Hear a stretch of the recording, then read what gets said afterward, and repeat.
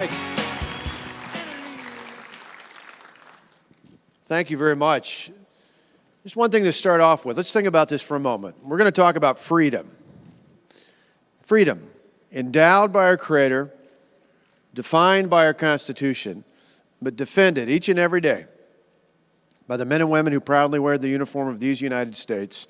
Before we do anything else, anybody here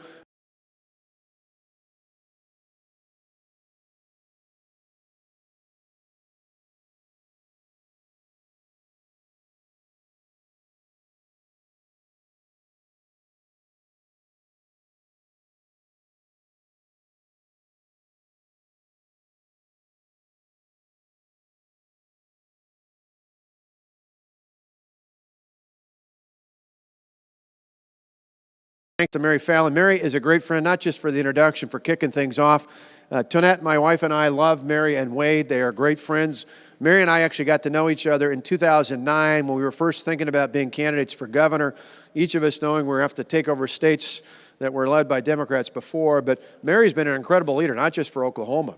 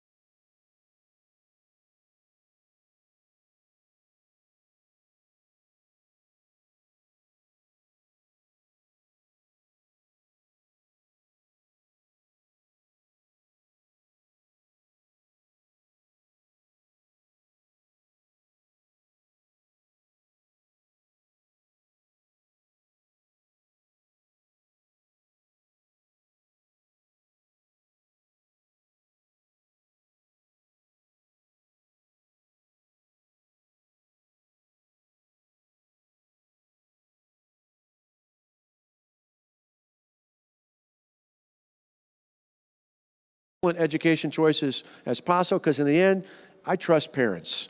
I trust parents to do the right thing if they're given the right choice. So we did all those things, but we did other things as well. Sometimes people don't hear about this, but we took on regulatory reform and lawsuit reform to make sure that employers and farmers and small business owners and others could put more people to work. We defunded Planned Parenthood and passed major pro-life legislation.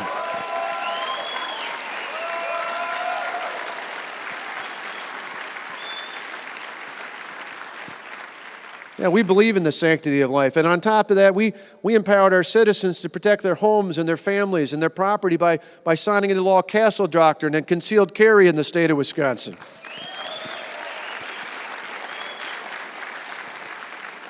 We joined with you here in Oklahoma and others across this country. And Wisconsin, who would have thought, in the Midwest, the industrial Midwest, Wisconsin is now the 25th state in the nation to have the freedom to work through right-to-work legislation. And in our state, we make it easy to vote, but hard to achieve. We now have a law that says you have to have a photo ID to vote in the state of Wisconsin.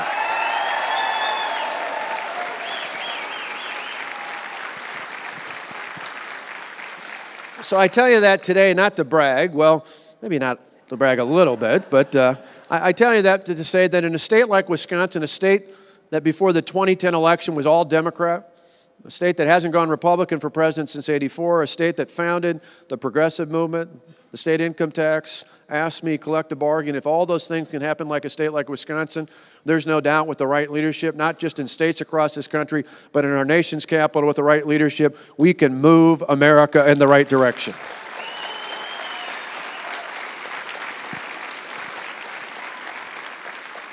And let me quickly tell you 3 reasons why that's important. First off, I listen to people like President Obama and people like Hillary Clinton, and I would swear that they think you grow the economy by growing Washington. I mean, that's not hyperbole. Think about it. Last year alone, a report showed that 6 of the top 10 wealthiest counties in America, you know where they were? In and around Washington. Or as I call it, 68 square miles surrounded by reality. Right? But you get out to reality where the rest of us live, and you understand that you create jobs, you grow the economy, not in Washington, not in government. You do it by empowering people, not government, to create more jobs. You do it in cities and towns and villages across this great country, and that's exactly what we need going forward. And you do that by doing things like lowering the tax burden, reining in regulations, repealing Obamacare and putting families and parents, patients back in charge. You do it by an all-the-above energy policy that uses what God has given us here in this great country. Say we've got an abundance of supply, and not just to fuel what we have today, but think about the impact we could have not just economically, but from a security standpoint. If we lifted that crude oil ban that's been in place and allowed it to export to places like our allies in Europe, where instead of being dependent on Putin and the Russians, they could be dependent on America again. Imagine that.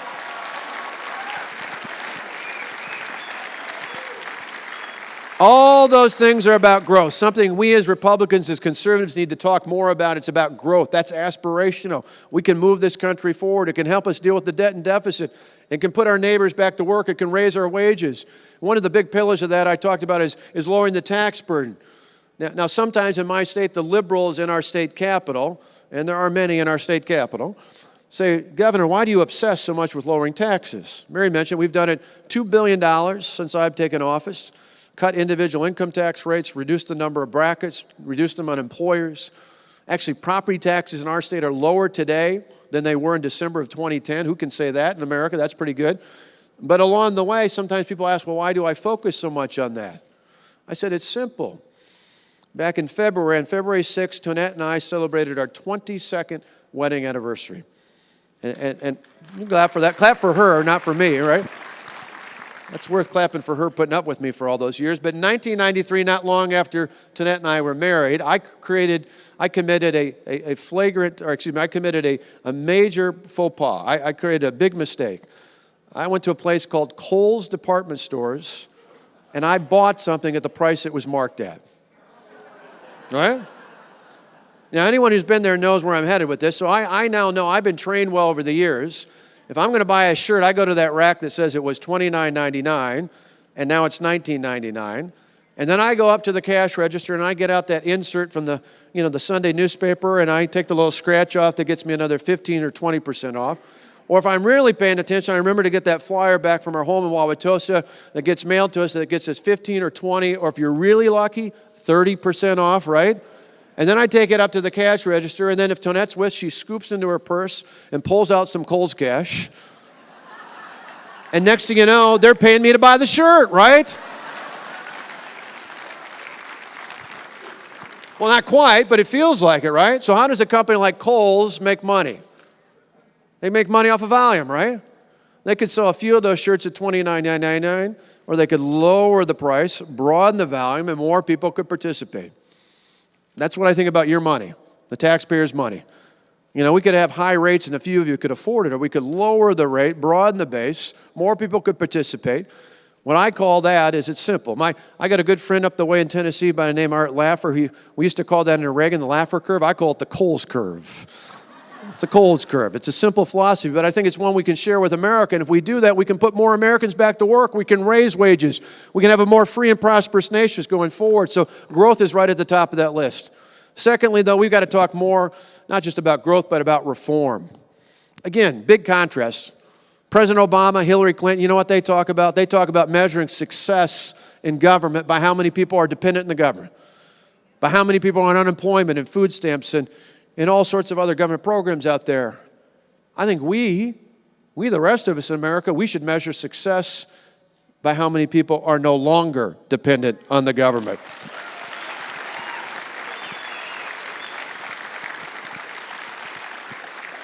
You see, we understand that true freedom and prosperity do not come from the mighty hand of the government. They come from empowering people to live their own lives and control their own destinies through the dignity that is born of work. I think about that in my own life. My first job as a kid was working as a dishwasher at the Countryside Restaurant. Later in high school, we moved up to the big time. I started flipping hamburgers at McDonald's in Delavan. In fact, when I was flipping burgers at McDonald's in Delavan, my friend Paul Ryan was down the road in Janesville flipping hamburgers there.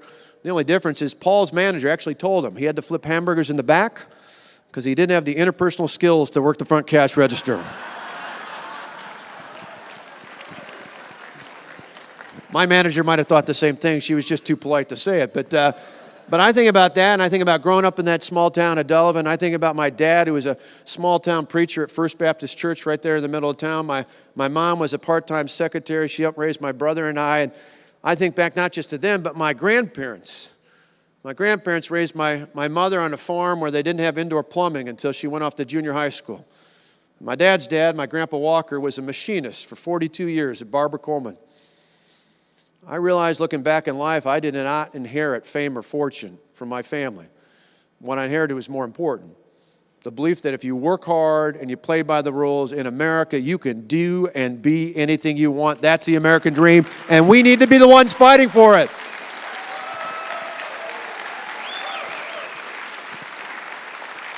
That's right. We're the champions of the American dream. Nobody in America that I know, at least not where I grew up, ever said to me as a kid in class, "Hey, Scott, good luck becoming dependent on the government someday." I never signed yearbooks saying, "Hey, Scott, good luck becoming dependent on the government." That's just not the American dream. And over the years, I've met some amazing people who've come here from other places around the world, who've legally come to this country from somewhere else around the world. And to a person, every single one of them I met who's successful today, not a one of them will tell you they came here because they wanted to become dependent on the government. No, what they'll tell you, and I wish more of our young people would hear their stories, what they'll tell you is the reason they came to America was because in America, it's one of the few places left in the world where it didn't matter what class you were born into, didn't matter what your parents did for a living. In America, you can do and be anything you want. The opportunity is equal to all of us, but the outcome, that should still be up to each and every one of us. If you don't remember anything else today, remember this. There's a reason why we take a day off to celebrate the 4th of July and not the 15th of April, because in America, we celebrate our independence from the government, not our dependence on it.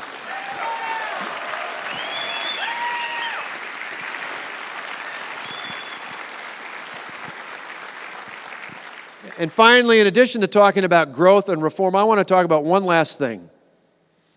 It's about safety. Now, some people in Washington and in the media call safety national security. That's something you read about in the paper. I call it safety. Because you see, when I see a video of a Jordanian pilot burned alive in a cage, when I see Christians from Egypt and elsewhere around the world beheaded or execution-style shot in the head because of their faith, that's something I feel. It's something you feel in your heart and your soul. I get so frustrated with what's happening in this country and in this world, particularly with the way this president has reacted to the issue of safety, because I see a president who drew a line in the sand and allowed people to cross it. I see a president who just in the last year called ISIS a JV squad, who calls Yemen a success story, who calls Iran a place we can do business with. Think about that. As a kid, I remember out in front of our house, we had a big old tree, and I remember tying yellow ribbons around the front of that tree in 1979 because Iran held Americans hostage in their country. One of those hostages, the youngest Marine that was held captive at that time, is a friend of mine, Kevin Hermany, who lives in Wausau, Wisconsin. And I look back and talking to Kevin and others, I realize not much has changed. So why are we doing business with him? Why are we even talking about doing a deal with him?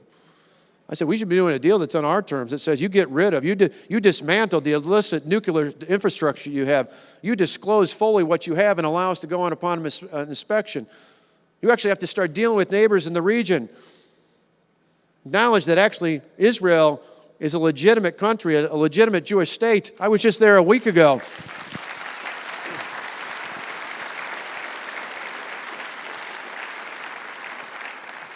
Yeah, it is amazing to me. I was just in Israel about a week ago, and it's amazing. We met not only with Netanyahu, but we met with political leaders across the spectrum. And to a person, they are distraught about this Iran deal. You can understand why. I went up in a helicopter last Monday all around the state of Israel, from Jerusalem over to the valley, in the Jordan Valley, up to the Golan Heights. Around you could see Syria and Lebanon, over to Tel Aviv along the Mediterranean, then down to Gaza. Particularly when we're on the ground in Gaza. And you can see, talking to the soldiers and the civilians and others there, they feel every day in that area like we felt on the day after 9/11.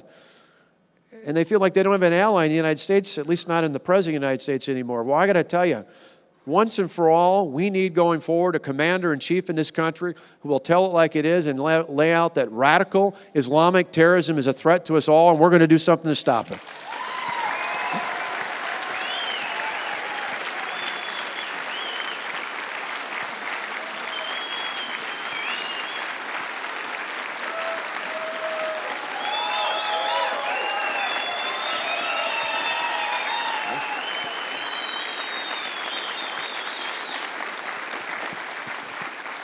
We need to acknowledge that Israel is an ally of the United States and start treating them as such.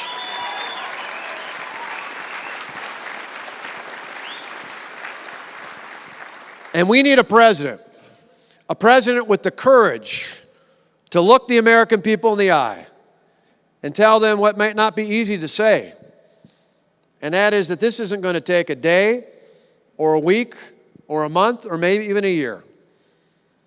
But I got to tell you, on behalf of your children and mine, when I think about the risks that we face and the question of the fact that it's not if another attempt is made on American soil, it is when another attempt is made. On behalf of your children and mine, I want to make sure we take the fight to them before they bring the fight to us.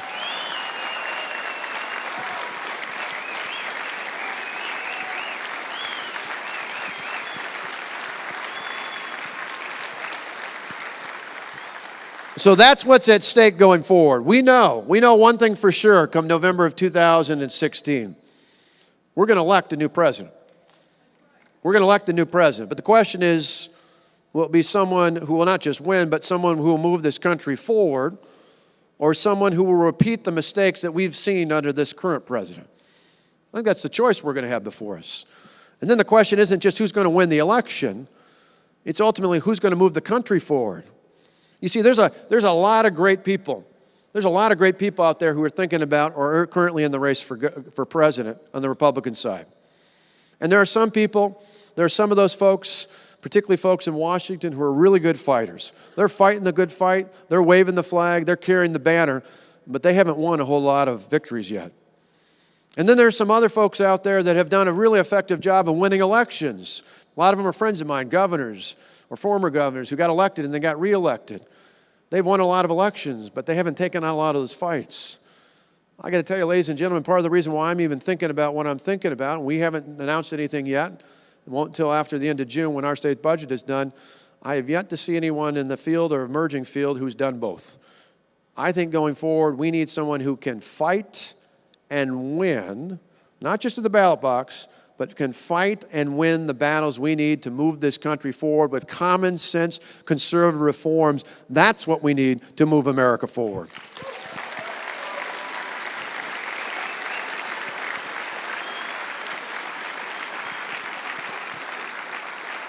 And so let me just end with this. I'm optimistic about the future. I am. I love this country. I love the people of America, and I know as bad as things have been in our nation's capital, the people of this country haven't let us down, and with the right leadership, we can only get better. And I know it because I see it in states all across this country. I see it in my own state where we transform things just in a short period of time, in one term, the changes we've made and others have made across the country, state by state, with good, common sense, Republican, reform-minded leadership. What a difference it can make. But I also know it because it's a part of our heritage in this country. I just want to end by telling you this one last story, I should say, that will hopefully leave you with a bit of optimism for the future. Growing up in the small town of Delavan, I loved history, but my family never had a chance to go to Philadelphia. And so it wasn't until later in life that Tonette and I got a chance to go to Philadelphia. And because I loved history, I wanted to go see Independence Hall. You see, for me, geeky as this might sound, that was like where the superheroes worked. You know, the founders of our country who were bigger than life. So I got up early in the morning. My wife and I went out. We went by and saw the Liberty Bell, and then we made our way as the sun was coming up to go over to Independence Hall. We walked in, and you look at it. And if you've ever been there, you realize it's literally not much bigger than the stage I'm standing in right now. And I looked at the desk, and I looked at the chairs, and I took it all in. And it dawned on me. These were ordinary people. Ordinary people who did something quite extraordinary.